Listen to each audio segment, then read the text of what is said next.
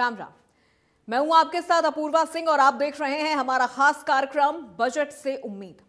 हरियाणा का बजट सत्र शुरू हो गया है। पक्ष विपक्ष विस्तार से राज्यपाल असीम कुमार घोष के अभिभाषण पर चर्चा करेंगे। इसके बाद 2 मार्च को मुख्यमंत्री नायब सिंह सैनी प्रदेश का बजट विधानसभा में पेश करेंगे। बजट को लेकर हर वर्ग उत्साहित है। करनाल से हमारे संवाददाता ने वकीलों से खास बातचीत की है। वकीलों ने बजट को लेकर अपने क्या कुछ सुझाव हमारे साथ साझा किए हैं, सुनाते हैं आपको इस खास रिपोर्ट के जरिए। सरकार बजट को लेकर हर वर्ग से बातचीत करती नजर आ रही है और पूरी तरह से मंथन कर रही है। हरियाणा सरकार बजट पेश करने जा रही है। पहले केंद्र सरकार ने बजट पेश करा, अब हरियाणा सरकार बजट पेश, तो क्या उम्मीद करते हैं आप? एक एडवोकेट भी है।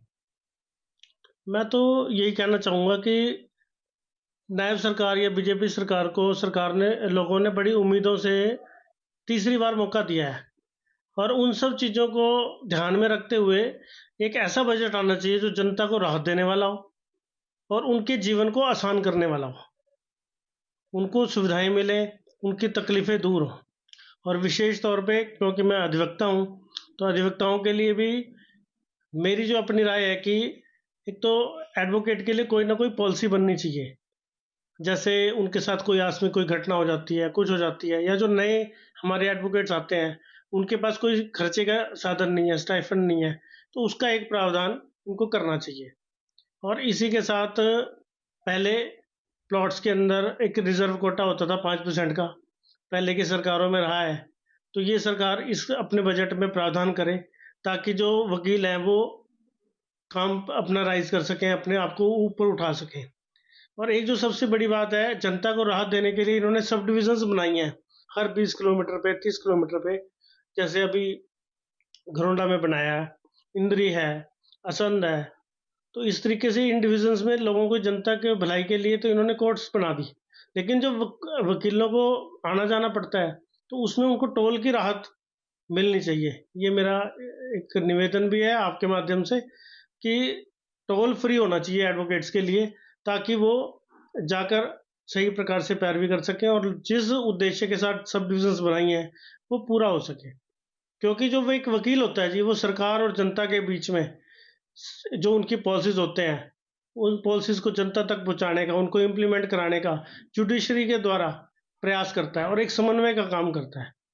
तो इसलिए मेरा यही निवेदन है कि एडवोकेट्स को भी ध्यान में रखते हुए उनके लिए कोई ना कोई प्रावधान जरूर किया जाए। खासकर एक वकील है, जब तक वो चल रहा है, लेकिन जिस दिन उसके साथ कोई घटना हो जाती है तो उसका परिवार बिल्कुल असहाय और बिल्कुल वो हो जाता है कि भाई उसके पल्ले कुछ रहता नहीं। इसलिए कोई ना कोई ऐसा प्रावधान डाला जाए कि वो परिवार आगे अपना जीवन सुचारू रूप से चला सके। सरकार का बजट आया, हरियाणा सरकार अपना बजट पेश करने जा रही है और हर वर्ग से बातचीत करी है। जहाँ तक बजट की बात है तो पूरे बजट की तो मेरे को इतनी नई नॉलेज है, लेकिन जैसा कि टीवी पे या और माध्यम से पता लगा है कि हर वर्ग से कुछ ना कुछ देने की कोशिश होती है सरकार की। तो मैं जैसे कि एडवोकेट समाज से बिलोंग करता हूँ, तो मैं अपनी तरफ से और अपने तमाम जो मेरे साथी हैं उनकी तरफ से भारत सरकार से अपील करता हूं कि इस बजट में कुछ ऐसे प्रावधान होने चाहिए कि जो नए एडवोकेट इनरोल होते हैं उनके बारे में सोच आनी चाहिए। उनकी सस्ते में उनको लोन दिया जाए ताकि वो अपने लाइब्रेरी बना सकें, उनको ऐसी चीज़ें मुहैया करा सकें ताकि उनको स्टाइफंड भी दिया जाए, ताकि 3-4 साल, क्योंकि नए जो एडवोकेट्स हैं वो एकदम अपनी प्रैक्टिस नहीं चला सकते, तो उनके लिए कुछ ऐसे प्रावधान हैं कि गवर्नमेंट की तरफ से उनको पर मंथ स्टाइफंड 10,000 15,000 ये दिया जाए। नंबर 2 कि हर एडवोकेट का जिस दिन से वो इनरोलमेंट करता है, चाहे वो 10 साल की इनरोलमेंट है, चाहे 1 दिन की है, चाहे 60 साल का है, चाहे 70 साल का है, हर को मेडिकल इंश्योरेंस होना चाहिए। क्योंकि ये एक ऐसा प्रोफेशन है कि अगर वकील का बेटा वकील है वो तो संभाल सकता है, वो प्रोफेशनली इस प्रोफेशन को नहीं संभाल सकता। तो ऐसे में अगर कोई मिस हैपनिंग हो जाए तो उसका मेडिकल क्लेम भी होना चाहिए। और कुछ ऐसे एडवोकेट्स हैं कि जिनके बुजुर्ग होने के बाद उनके देख रेख नहीं कर सकते हैं, तो उनके बारे में भी होनी चाहिए। एक पर्टिकुलर एज के बाद, भाई 60 साल या 65 साल के बाद जैसे बुढ़ापा पेंशन मिलती है, तो ऐसे ही ये पढ़ी लिखी कौम है और एक समाज का स्तंभ है।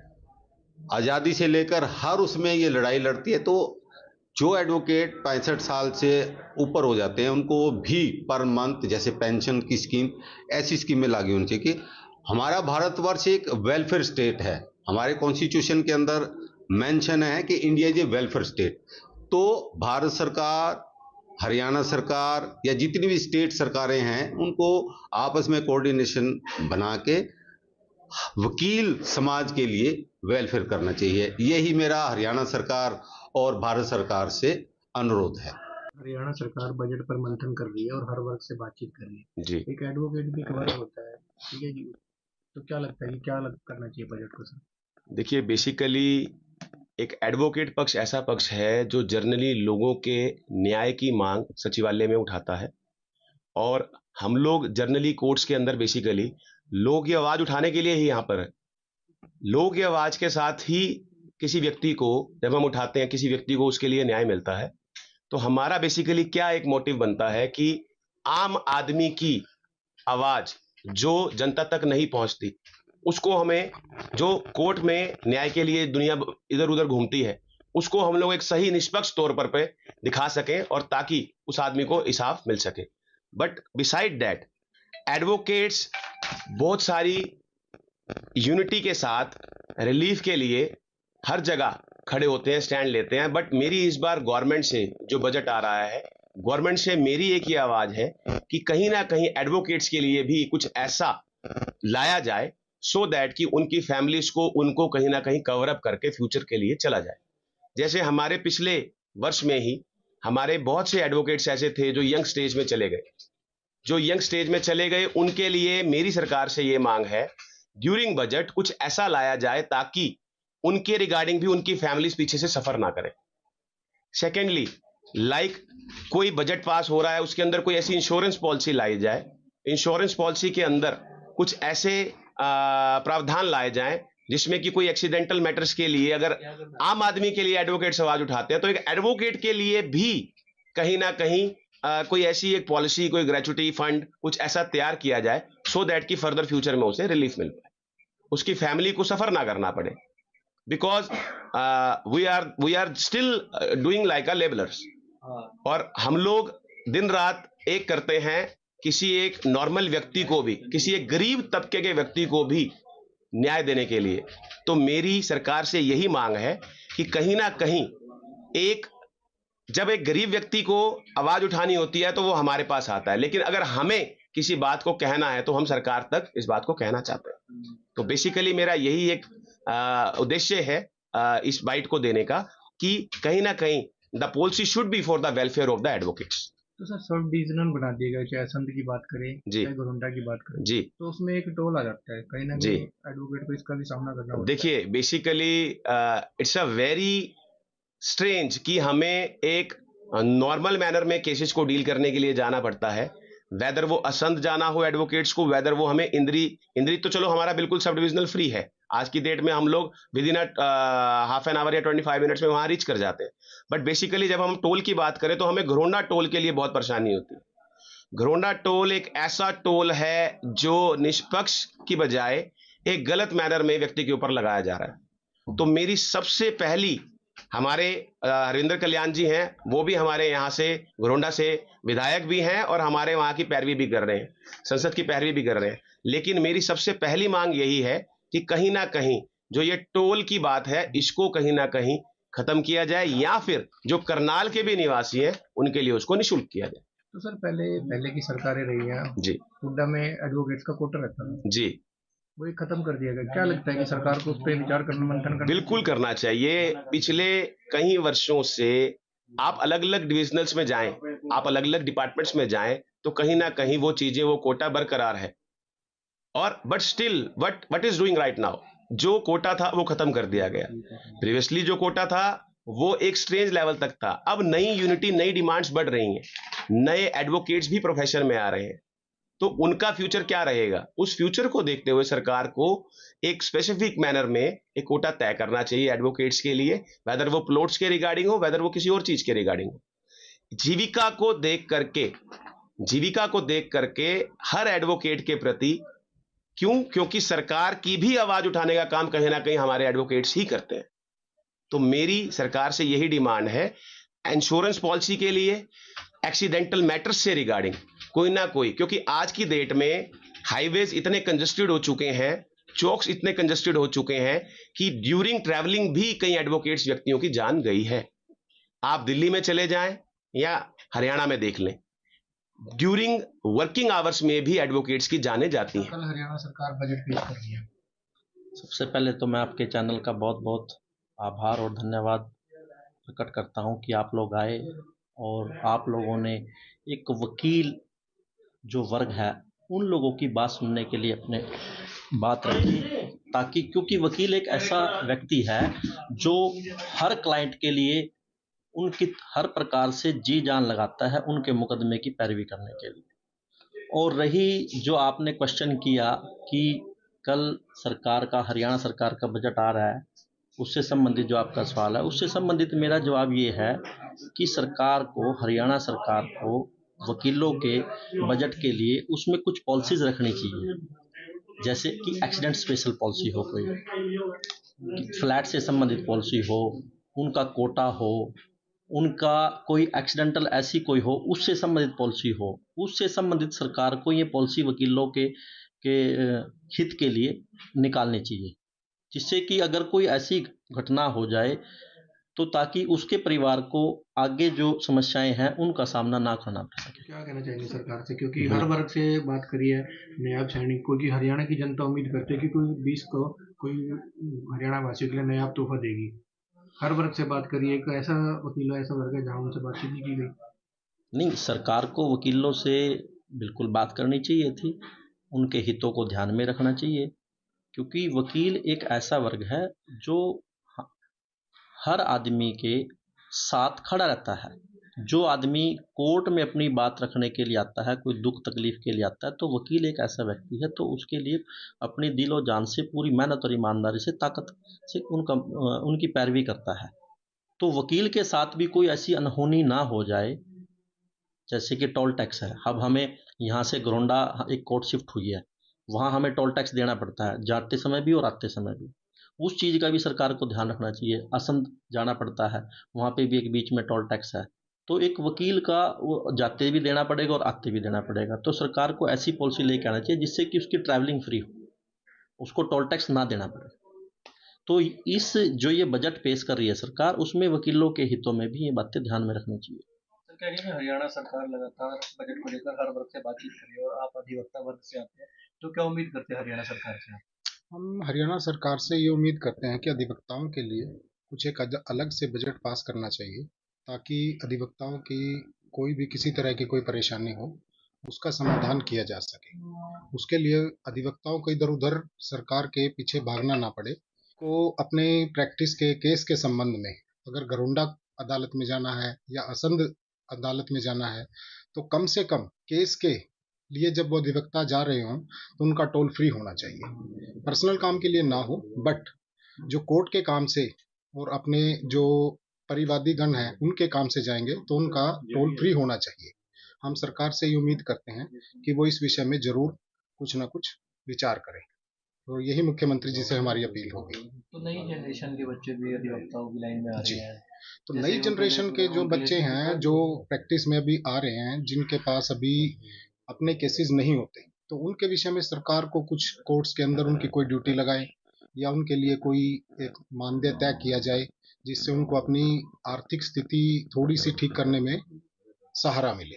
तो हम सरकार से ये उम्मीद करते हैं कि वो ऐसा कुछ इनके विषय में सोचे, और अधिवक्ताओं भी एक सरकार के पक्ष में काम करती है, लोगों को न्याय दिलाने का काम करती है, तो ऐसा कुछ रहे।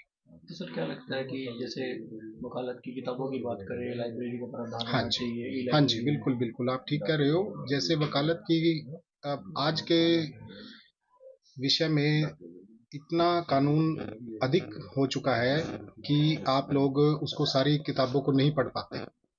तो हमें उसके लिए एक ई लाइब्रेरी की आवश्यकता है। प्रत्येक बार में ई लाइब्रेरी होनी चाहिए। उसके लिए सरकार को ई लाइब्रेरी के लिए कुछ ना कुछ फंड बजट देना चाहिए। क्या कहेंगे, हरियाणा सरकार बजट पर मंथन कर रही है और हर वर्ग से बातचीत कर रही है और अधिवक्ता वर्ग से आते हैं, तो क्या कहेंगे? ऐसा हम उम्मीद करते हैं कि सरकार को अब की बारी जो बजट सत्र है इसमें वकीलों का भी विशेष तौर पर ध्यान रखना चाहिए। जैसे कि और कई स्टेट में वकीलों के लिए अलग से बजट दिया जाता है, उनके लिए स्टाइफंड की व्यवस्था होती है। नए जो हमारे नए साथी एडवोकेट्स एनरोल होते हैं उनको 5 साल तक स्टाइफंड की व्यवस्था होती है। जैसे हमारे जो सीनियर एडवोकेट्स हैं उनके लिए भी सरकार को कोई ना कोई पेंशन स्कीम या कुछ और स्कीम सरकार को लेके आनी चाहिए, ताकि उनको भी अपना जो रिटायरमेंट के बाद अपनी वो लाइफ अपना वो कर सकें। और जो हमारे जो एडवोकेट साथी हैं उनके लिए जैसे इंश्योरेंस है, उसके लिए भी सरकार को इंश्योरेंस की कोई स्कीम लेके आनी चाहिए, ताकि किसी भी एडवोकेट्स के साथ अगर कोई मिस हैपनिंग हो जाती है तो उसके बच्चों का भविष्य में कोई उद्धार हो सके। और हमारे जो बजट है सरकार को, जैसे और जगह सरकार हर साल बजट देती है, हमारी बार एसोसिएशन में भी हर साल कोई ना कोई ऐसा बजट देना चाहिए ताकि वकीलों के वेलफेयर में वो पैसा लग सके। और सरकार को अलग से बजट बनाकर अलग से वकीलों की कमेटी बनानी चाहिए और उनसे बातचीत करनी चाहिए, ताकि वकील अपनी बात रख सके और अपनी बात बता सके।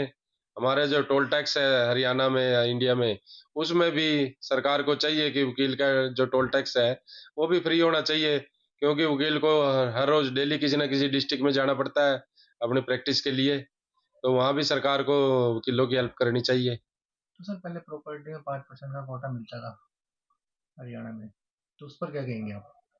ऐसा है, वो धीरे धीरे वो भी सरकार ने हमारा खत्म कर दिया। हम ये चाहते हैं कि दोबारा वो कोटा चालू होना चाहिए, ताकि जो एडवोकेट है यहाँ काम कर रहा है, वकालत कर रहा है, गरीब आदमियों के भी केस लड़ते हैं वो, तो उसके लिए सरकार को अपने रहने का एक ठिकाना बना सके। हुड्डा से अपना रीजनेबल रेट पे उसको मकान मिल जाता है, प्लॉट मिल जाता था, वो अपना मकान बना के अपनी रिहाइश शुरू कर देता था। तो वहाँ भी सरकार को चाहिए कि वहाँ भी उनकी मदद करनी चाहिए कुछ ना कुछ, जैसे कोटा था 5% वो मिलना चाहिए दोबारा से। तो सर, बात करें नए बच्चे इनरोलमेंट होते हैं उनके लिए लाइब्रेरी की व्यवस्था होनी चाहिए, क्योंकि देखा जाता है कि कई लाइब्रेरी नहीं होती, तो उन्हें, क्योंकि वकालत की जो किताबें बहुत महंगी होती हैं। बहुत महंगी होती है, ठीक है, बिल्कुल आपकी बात। जब भी मैंने आपको कहा था सरकार को हर साल, जैसे हमारी बार एसोसिएशन है, इनमें भी हर साल कुछ ना कुछ बजट देना चाहिए, ताकि वकीलों के वेलफेयर के लिए काम हो सके, उनके लिए लाइब्रेरी बन सके, उनके बैठने की व्यवस्था हो सके। तो अगर लाइब्रेरी होगी तो हम अच्छा काम कर सकेंगे, अच्छे रिजल्ट दे सकेंगे। ई लाइब्रेरी होनी चाहिए, तो उससे वकीलों के वेलफेयर के लिए अच्छा काम होगा वो भी। क्या नाम है? तो क्या कहना चाहेंगे, क्या सरकार से क्या कहना चाहेंगे कि पॉलिसी प्रोवाइड करनी चाहिए? सरकार से तो हम देखो, हर वर्ग चाहता है कुछ ना कुछ मिले। हम चाहते हैं कि हमारे एडवोकेट्स को भी कुछ मिले, तो लाइफ की पॉलिसी मिल जाए कोई, या मतलब कुछ भी हो, बार काउंसिल से डिस्कस करके उनको करना चाहिए सारा कुछ। पॉलिसीज तो जरूरी है।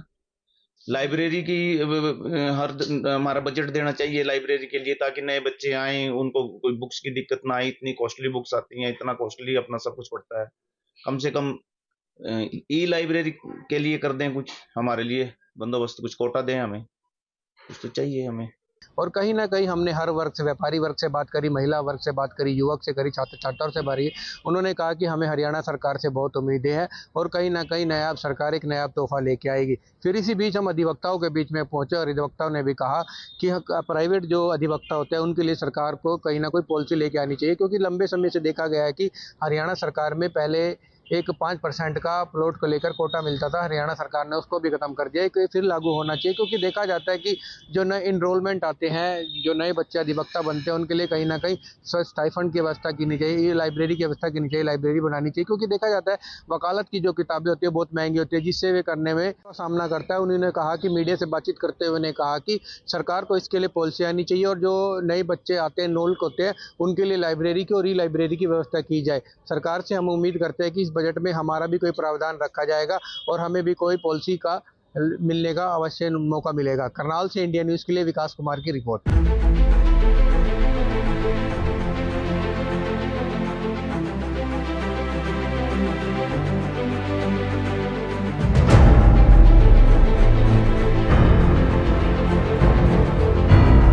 Car insurance done.